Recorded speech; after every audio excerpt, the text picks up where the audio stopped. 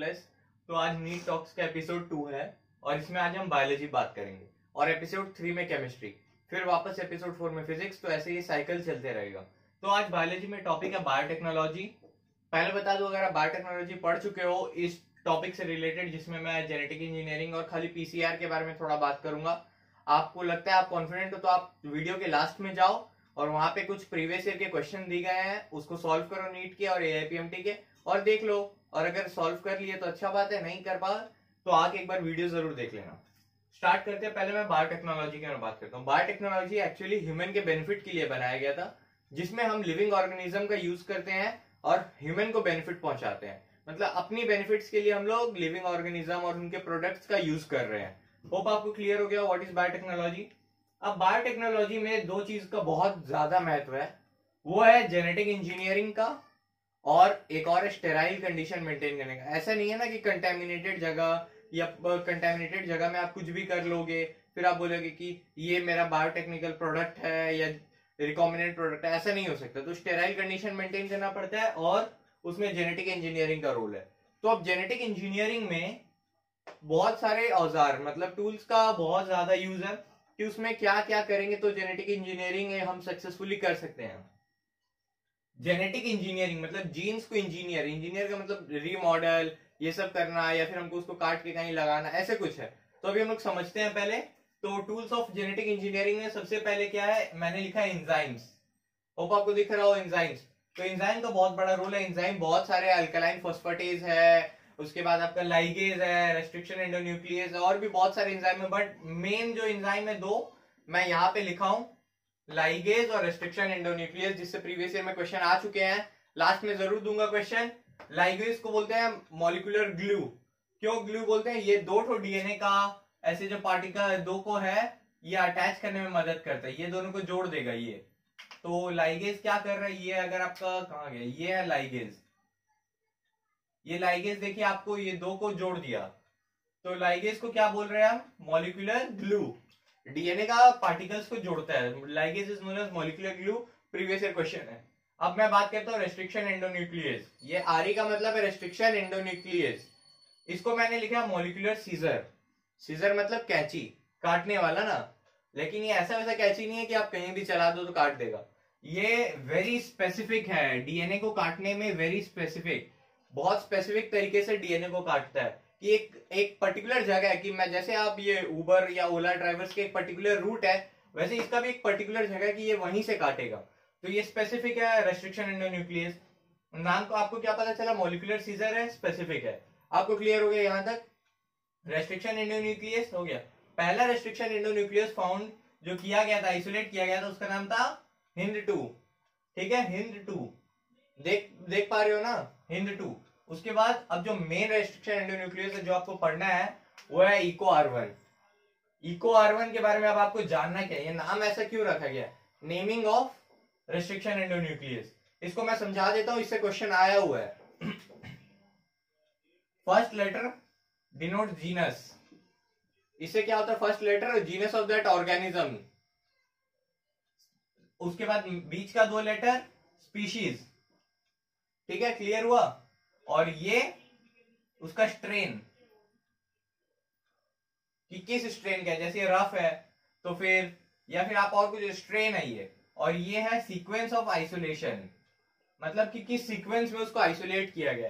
तो आपको क्लियर हो गया, जीनस है पहला लेटर जो कैपिटल में लिखा जाएगा, उसके बाद स्मॉल में लिखा जाएगा स्पीशीज है दो लेटर्स, उसके बाद स्ट्रेन ऑफ आइसोलेशन है, फिर है सीक्वेंस ऑफ आइसोलेशन। ये स्ट्रेन यूज है और ये सीक्वेंस ऑफ आइसोलेशन। वैसे हिंद 2 में भी देखिए एच है हेमोफाइलस और IN है इन्फ्लुएंजी के लिए, डी उसका स्ट्रेन है और 2 सीक्वेंस ऑफ आइसोलेशन।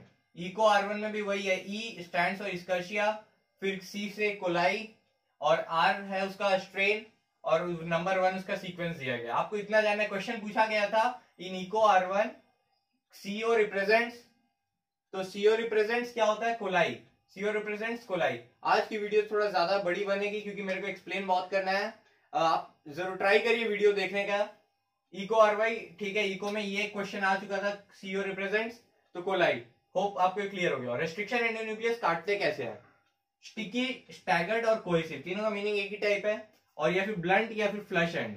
अब मैं दिखा रहा हूं, ध्यान से देखिएगा, ये अगर मैंने मान लीजिए ये मेरा डीएनए है, इसको मैंने काटने के लिए रेस्ट्रिक्शन एंडोन्यूक्लियस डाल दिया, वो कुछ इस तरह से काट देगा। अब देखिए मैंने डाल दिया है, वो ऐसा काट दिया।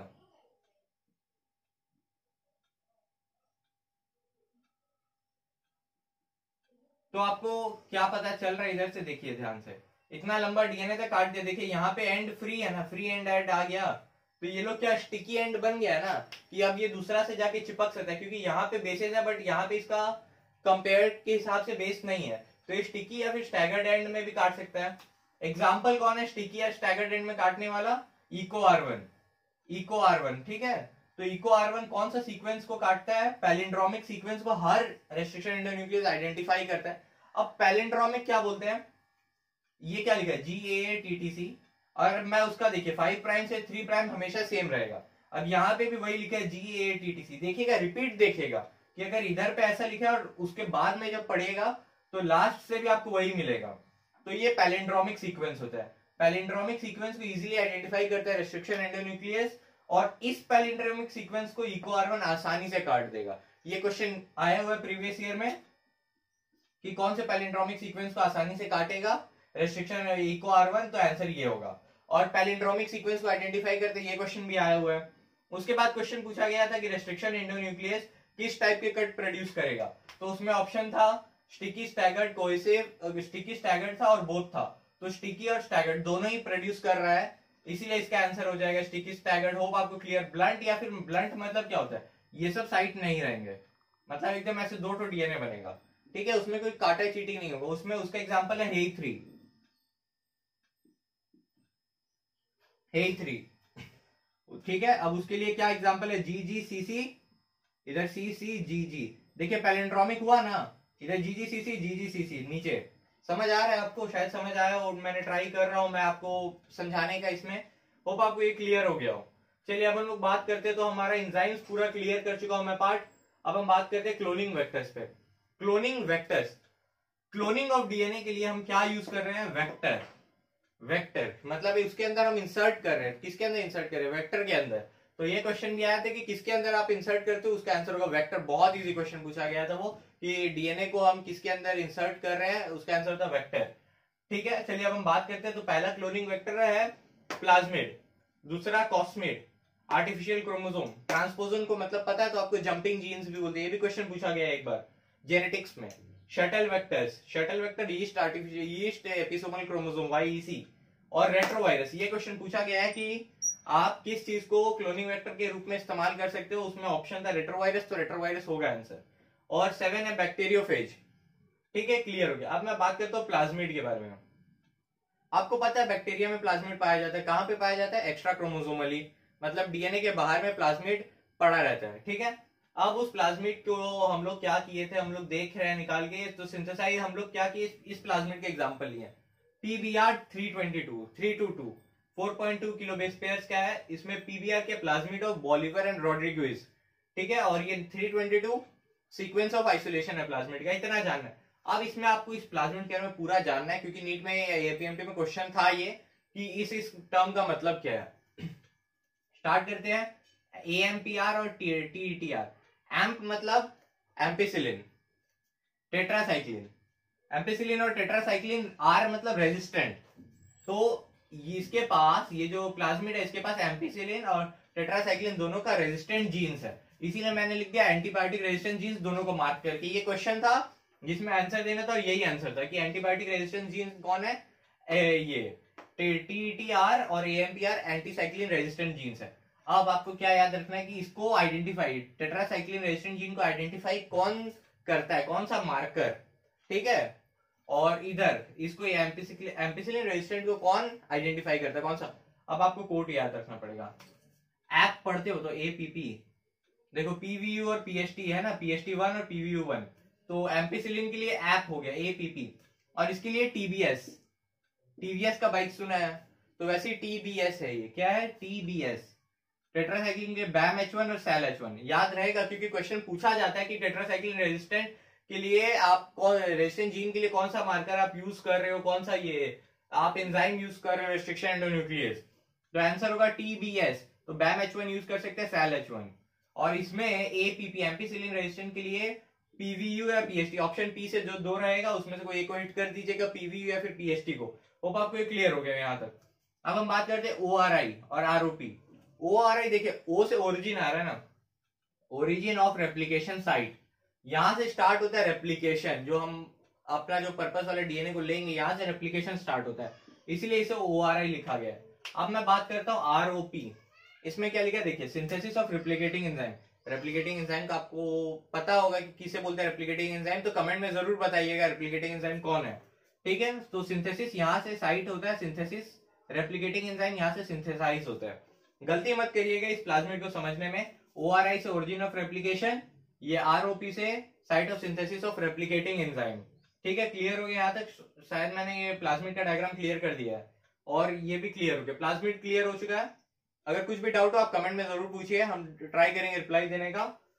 चलिए अब मैं बात करता हूं पहले मॉलिक्यूलर प्रोब। मॉलिक्यूलर प्रोब का मतलब होता है कि हम किसी पर्टिकुलर चीज को आइडेंटिफाई करने के लिए हम कुछ भेज रहे हैं। जैसे हम क्या करते हैं, हम एविडेंस को लेके आते हैं कि ये मतलब हम लेके आते हैं किसी भी पर्सन को, बोलते हैं कि इनमें से कौन चोर है, तो उसको पकड़ के दिखाओ, आइडेंटिफाई करो। तो वैसे प्रोब भी वही काम करता है। एक पर्सन जैसे कि मुझे किसी चीज को आइडेंटिफाई करना है तो उसको आइडेंटिफाई करता है प्रोब। होप आपको क्लियर हो गया हो ये भी। अब last but not the least, अगर यहां थोड़ा फोकस हो सके तो जूम में, पीसीआर। मैं पीसीआर अभी समझाऊंगा, थोड़ा सा अच्छा से करना जिसे समझ आए।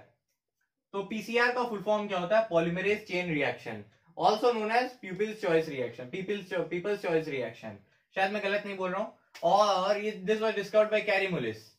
कैरीमुलिस got Nobel prize for this polymerase chain reaction.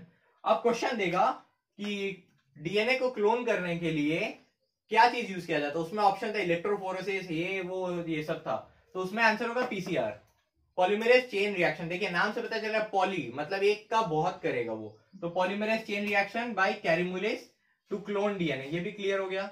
अब इसमें मेन एंजाइम, जो एंजाइम यूज होता है वो है टैक डीएनए पॉलीमरेज।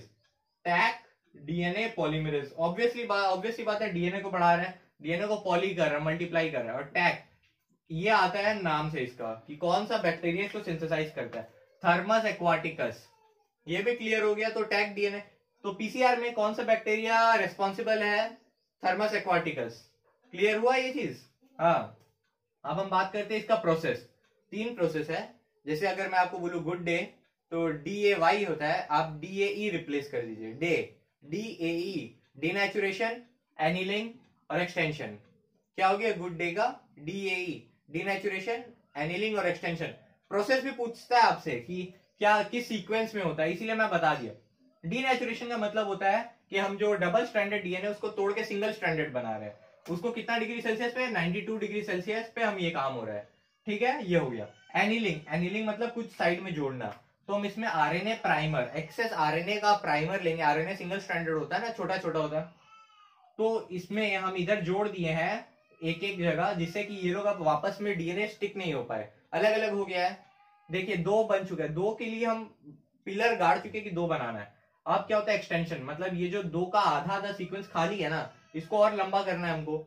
इसको लंबा करने के लिए हम 72 डिग्री सेल्सियस पे टैक पॉलीमरेज लेंगे, ये टैक डीएनए पॉलीमरेज डाल के लंबा कर देंगे। देखिए यहां से लंबा हो गया, एक्सटेंड कर रहा है, ये एक्सटेंड किया, 2 कॉपी डीएनए का बन गया। एक साइकिल में 2 कॉपी बनाया, 30 साइकिल में 1 बिलियन कॉपीज शायद बनते हैं डीएनए के, और 5 साइकिल में 2 का पावर n, जो 2 का पावर n आप निकाल सकते हो, 32 होता है, तो 5 साइकिल में 32 डीएनए आप बना सकते हो टोटल। तो आपको पीसीआर समझ आ गया हो, बायोटेक्नोलॉजी में सब समझ आया हो। और अगर वीडियो यहां तक देख रहे हो तो लाइक जरूर करना, और सब्सक्राइब नहीं किया हो तो सब्सक्राइब भी जरूर कर लेना। और हम नेक्स्ट टॉपिक केमिस्ट्री लेके आने वाले हैं एपिसोड 3 में। Thank you for tolerating.